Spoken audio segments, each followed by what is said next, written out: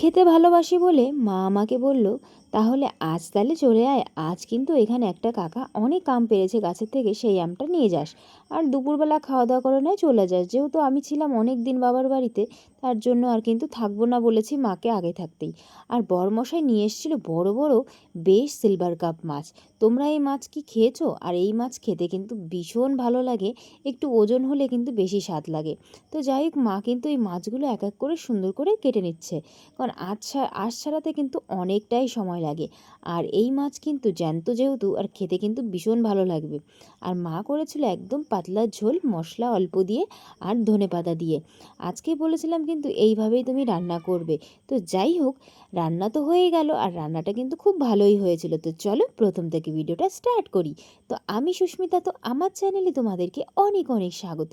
সকালবেলা ঘুম থেকে উঠে কিছুক্ষণ পরে মা ফোন করলো। মায়ের সাথে কথা বলতে বলতেই হঠাৎ করে মাকে বলেছিলাম যে মা, একটা কাকা যে আম পেড়েছিল উনি যদি আম পারে আমাকে বলো। তো মা বলেছে আম কিন্তু পেড়েছে, তুই কিন্তু আজকে আসতে পারিস। তো মাকে বললাম ঠিক আছে, তোমার জামাইয়ের কাছে শুনে নি, যদি ও বলে যে আজকে যাব তাহলে যাবোখানে। তো যাই হোক, মাকে তো বলেই দিয়েছি মা আজ কিন্তু থাকবো না, যেহেতু কদিন তো কতদিন থেকে এসছি, আজ কিন্তু থাকা হবে না। তা মা বললো ঠিক আছে তুই আয়, সকাল সকাল এসে খাওয়া দাওয়া করে দুপুরবেলা নয় বিকালবেলা বেরিয়ে যাস, যেহেতু ঝড় বৃষ্টির সময় বেশি রাত করাও যাবে না। তো বরমশাইকে বললাম, তা বলল ঠিক আছে। সত্যি কথা বলতে আমের কিন্তু খুব ভক্ত আমার শাশুড়ি মা আর আমার বর, আর আমিও কিন্তু খেতে খুবই ভালোবাসি। শুধু ওনরা দুজন না, আমিও কিন্তু ভীষণ ভালোবাসি আম খেতে। তো মাকে যাই হোক রীতিমতো বললাম যে ঠিক আছে মা, সকালবেলার কাজ বাজ সেরে তারপরে কিন্তু আমি চলে যাব। তো যাই হোক, যেই আমার মা শুনেছে যে আমি আসবো, শুধু বারে বারে ফোন করেই যাচ্ছে, কখন আসবে, এখন চা করছি তাহলে সকালে একসঙ্গে চা খাবো। কি বলো তো, মা যেহেতু ভাই আর মা একা থাকে তো বাড়িতে, ওনার ঠিক ভালো লাগে না। যখনই আমি বলি যে আমি বাড়িতে যাব, আর তখনই উনি কতবার যে ফোন করবে তার কোনো ঠিক ঠিকানা থাকে না। যাই হোক, সকালবেলার কাজবাজ সেরে মা, শাশুড়ি মাও সকালবেলা অনেক কাজই করেছে, আর দুজনে মিলে কাজবাজ সেরে কিন্তু আমি গুছিয়ে টুছিয়ে দিয়ে বেরিয়ে পড়লাম বরমশাই আর আমি। আর আমাদের বাড়ি থেকে কিন্তু, মানে আমার শ্বশুর বাড়ি থেকে কিন্তু আমার বাবার বাড়ি যেতে বেশিক্ষণ লাগে না, হার্ডলি হয়তো 5-7 থেকে 7 মিনিট, বা একটু আস্তে আস্তে গেলে হয়তো 10 মিনিট। যাই হোক, তাড়াতাড়ি কিন্তু চলে এসেছি বাড়িতে। বাড়িতে এসেই কিন্তু মা দেখি এদিকে চা বানিয়ে নিয়েছে, আর করেছিল গোলা রুটি। এই গোলা রুটি খেতে আমার বেশি ভালো লাগে চা দিয়ে খেতে। আর সত্যি কথা বলতে মায়ের হাতের চা তো কি বলবো, কি এখন খুব খাই, আগে খেতাম না। তারপর পরে দেখো, আমি বলেছি বলে আম আগে থাকতে কয়েকটা আম রেডি করে রেখেছে, বলছে এটা খা। তো যাই হোক, মা কেটে দিয়েছিল, আম খেলাম, আমটা খুবই মিষ্টি ছিল। তারপরে কিন্তু বরমশাই চলে গেছিলো একটু বাওড়ে, সেখান থেকে কিন্তু মাছ নিয়ে আসলো। দেখো এটা কি মাছ বলো তো, এটা হচ্ছে সিলভার কাপ মাছ। আমরা তো সচরাচর রুই মাছ, কাতলা মাছ, সব রকমের মাছ টুকটাক খাই মোটামুটি, কিন্তু এই সিলভার কাপ মাছটা কিন্তু খাওয়া হয় না। আগের দিন ভিডিওতে কিন্তু তোমাদের দেখিয়েছিলাম মা একবার সিলভার কাপ মাছ নিয়ে এসেছিলো, সেটা খেয়ে কিন্তু একটু স্বাদ পেয়েছি।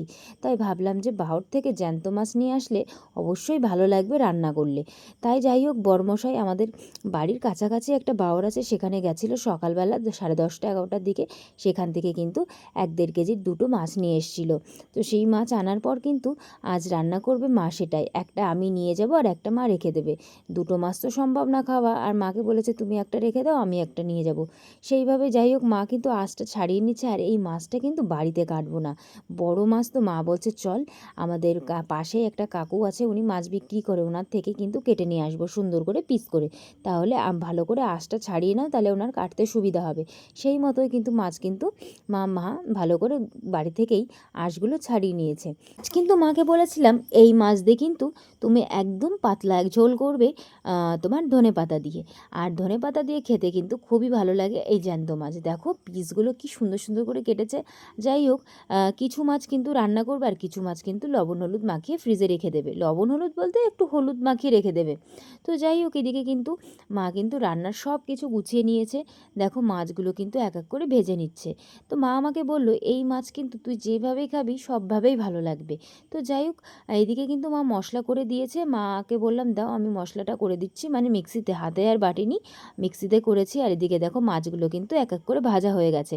এটা তুমি শাক দিয়েও খেতে পারো। কুমড়ো আমাদের বাড়িতে হচ্ছে মানে কুমড়োর শাক, তো মাকে বললাম কুমড়োর শাকটা দিয়ে দাও, আমার শাশুড়ি মা খেতে খুব ভালোবাসে, তো এই মাছ দিয়ে মাছের মাথা দিয়ে নয় করবো। যাই হোক, এদিকে ভাইয়ের এত খিদেই পেয়ে গেছে যে ও মাছ ভাজা দিয়ে আগে প্রথমে ভাত খেয়ে নিয়েছে, তারপরে কিন্তু মা রান্না বসিয়েছে। কী করা যাবে, খিদে পেয়ে গেছে, কিছু করার নেই, মাছ ভাজা দিয়েই ভাতটা খেলো। আর এদিকে কিন্তু প্রায় মার রান্নাটা কিন্তু হয়ে গেছে, আলুটা দিয়ে কিন্তু সুন্দর করে মশলা দিয়ে কষিয়ে নিয়েছে।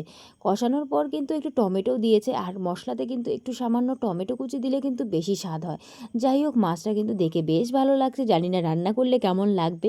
মা বলছে জ্যান্ত মাছের ঝোল ভালোই লাগবে, চাপ নেই। আর এদিকে দেবে হচ্ছে ধনেপাতা। অনেক দিন পর কিন্তু ধনেপাতা খাচ্ছি এই তরকারিতে, কারণ শীতের সময় বেশিরভাগ সময় কিন্তু সব কিছুতে ধনেপাতা ইউজ করা হতো, আর এখন তো সচরাচর করা হয় না। যাই হোক, এদিকে ধনেপাতা কেটে রেখেছি, তোমার একটু গরম মশলাও হাতে কিন্তু বেটে নিয়েছে। যাই হোক, মাছটা কিন্তু রান্না হয়ে আসলে শেষে কিন্তু গরম মশলা আর ধনেপাতাটা দিয়ে কিন্তু নামিয়ে দেবে। আর এইভাবে মাছের ঝোল খেতে যা ভালো লাগে কী আর বলবো। আর আমার মায়ের হাতের রান্না তো খুব সুন্দরই হয়, আর যেটা বলেছি সেটাই সত্যি, সত্যি বলছি, এত সুন্দর হয়েছে রান্নাটা, দারুণ হয়েছে। যাই হোক, আমি তো আর এইভাবে রান্না করতে পারবো না, যেটুকু চেষ্টা করব ভালোভাবে করার। তো সত্যি কথা বলতে কি জানো তো, বাড়িতে আসা হতো না, ওই আমের জন্যই আসা। কদিন আগেই কিন্তু আমি বাবার বাড়ি এসে ঘুরে গেছি, শুধু আম নেব বলে তাই এসেছি। যাই হোক, অনেক আম নিয়েছি, তোমাদের পরের একটা নেক্সট ভিডিওতে দেখাবো আমি কত আম নিয়ে এসেছি, সেটা আর দেখানো হলো না। তো যাই হোক, কথা বলতে বলতে দেখো মায়ের কিন্তু রান্না কমপ্লিট হয়ে গেছে, আর কালারটা দেখেছো কী সুন্দর হয়েছে। যাই হোক, তাড়াতাড়ি করে কিন্তু খেতে বসে পড়েছি। কি বলবো, রান্নাটা যে এত সুন্দর হয়েছে সে বলে বোঝাতে পারবো না। আর মায়ের হাতের রান্না ভালো কি আর হবে না, আর সত্যি বলতে ভালোই হয়েছিল। যাই হোক, মাকে বললাম বেশ ভালোই লাগলো। আর সত্যি বলতে যে রান্না করে আর যে যদি শোনে যে রান্নাটা ভালো হয়েছে, তার থেকে কিন্তু খুশি আর কিছুই হয় না। যাই হোক, খাওয়া দাওয়ার পরে কিন্তু শেষে খেয়েছিলাম আম। তো যাই হোক, আমরা খাওয়া দাওয়া সেরে কিন্তু আমরা বিকালবেলা বাড়ি চলে এসেছিলাম।